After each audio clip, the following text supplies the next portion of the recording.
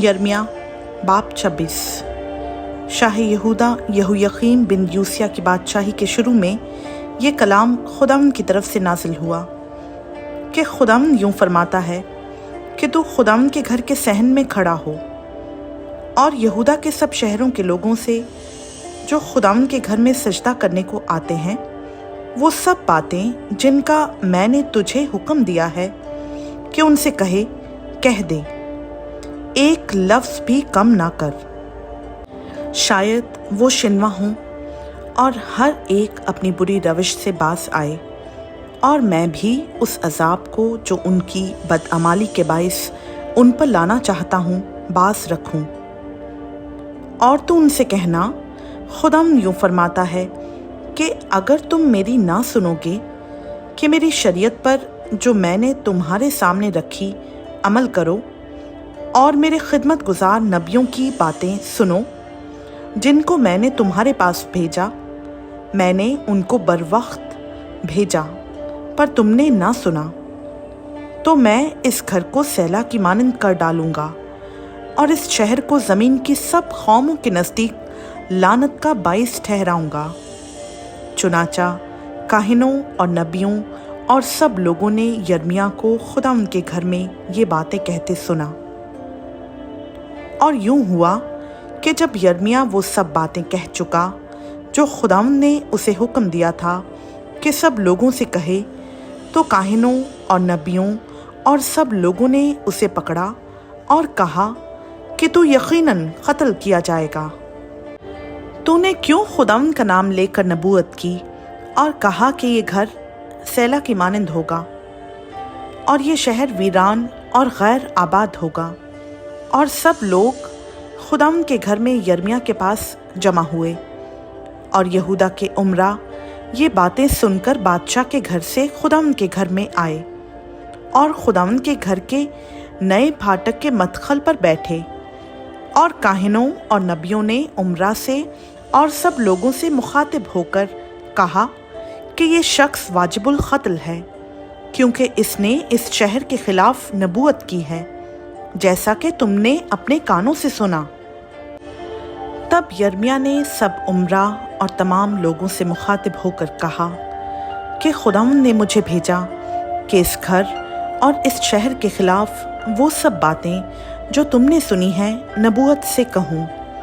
इसलिए अब तुम अपनी रविश और अपने अमाल को दुरुस्त करो और खुदावंद अपने खुदा की आवाज़ के शिनवा हो, ताकि खुदावंद उस अजाब से जिसका तुम्हारे खिलाफ ऐलान किया है बाज रहे।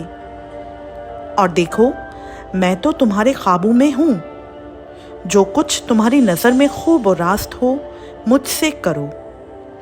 पर यकीन जानो कि अगर तुम मुझे कत्ल करोगे तो बेगुनाह का खून अपने आप पर और इस शहर पर और इसके बाशिंदों पर लाओगे, क्योंकि दर हकीकत खुदावंद ने मुझे तुम्हारे पास भेजा है कि तुम्हारे कानों में ये सब बातें कहूँ।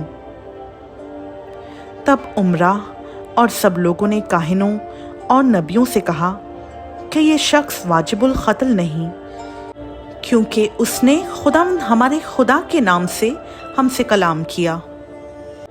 तब मुल्क के चंद बुजुर्ग उठे और कुल जमायत से मुखातिब होकर कहने लगे कि मीका मुर्शदी ने शाह यहूदा हिजकिय्याह के अयाम में नबूवत की और यहूदा के सब लोगों से मुखातिब होकर यूं कहा कि रब्बुल फ़वाज यूं फरमाता है कि सयून खेत की तरह जोता जाएगा और यरूशलेम खंडर हो जाएगा और इस घर का पहाड़ जंगल की ऊंची जगहों की मानंद होगा।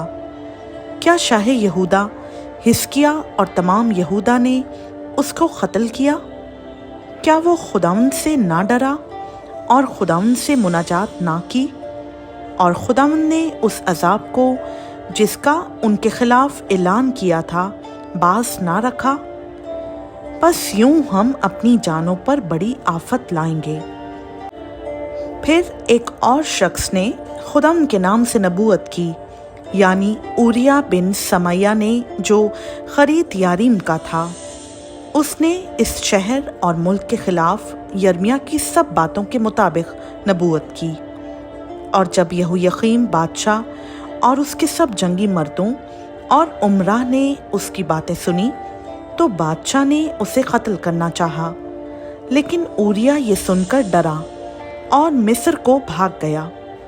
اور یہویقیم بادشاہ نے چند آدمیوں یعنی الناتن بن اخبور اور اس کے ساتھ کچھ اور آدمیوں کو مصر میں بھیجا، اور وہ اوریا کو مصر سے نکال لائے اور اسے یہویقیم بادشاہ کے پاس پہنچایا، اور اس نے اس کو تلوار سے قتل کیا اور اس کی لاش کو عوام کے قبرستان میں پھینکوا دیا۔ پر اخیقام بن صافن یرمیہ کا دستگیر تھا تاکہ وہ قتل ہونے کے لیے لوگوں کے حوالہ نہ کیا جائے۔ خداوند کا پاک کلام کا پڑھا، سنا، سمجھا اور قبول کیا جانا ہم سبوں کے لیے باعث برکت ہو۔ آمین۔